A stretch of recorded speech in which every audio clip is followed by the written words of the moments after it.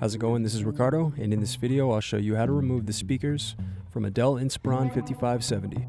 If you're looking for parts for this laptop, go to our website and use this coupon for a 5% off discount.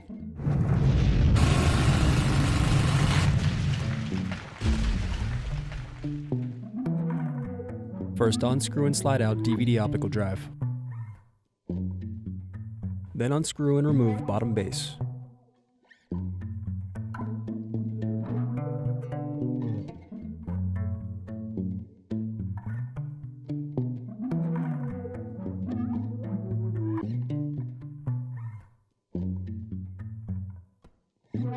Now unscrew and disconnect battery.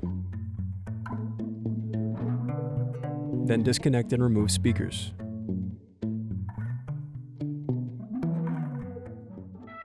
Thanks for watching. Don't forget to like and subscribe if you enjoyed this video. And if you need more, check out this playlist to watch other tutorials for your laptop. You can also click here to find parts for your laptop at partspeople.com.